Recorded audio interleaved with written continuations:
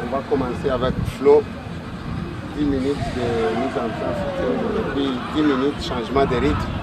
Après ça, on va séparer les groupes. Ceux-là qui ont joué à 90% le match passé, ils vont faire un taureau et les autres, on va faire travail de finition devant les buts.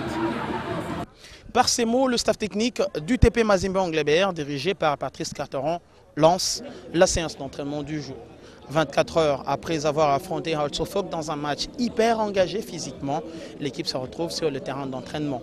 Pas de temps à perdre pour l'équipe de Moïse Katumbi, appelée à préparer ses compétitions africaines interclubs, notamment la Coupe de la Confédération et en phase de groupe. L'entraînement du jour s'est fait en 2 temps. Ceux qui ont eu plus de temps de jeu contre Al Sofok ont juste eu à courir, retrouver un tout petit peu de sensations, mais aussi faire des passes. Mais l'autre groupe qui n'a pas eu de temps de jeu ou moins se retrouve en ce moment en train de travailler avec Patrice Carteron.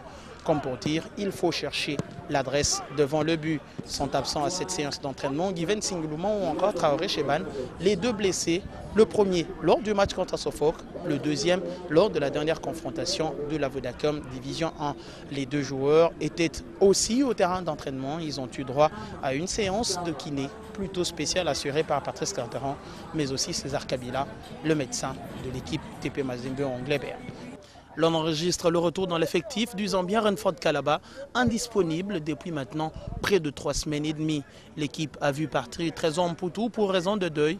Le capitaine du TP Mazembe Anglebert a perdu un membre de sa famille beaucoup plus proche. Depuis les eSports Complex à Accra au Ghana, Christopher Chitamba, Meshak Kayembe pour Nyota Radio et Télévision.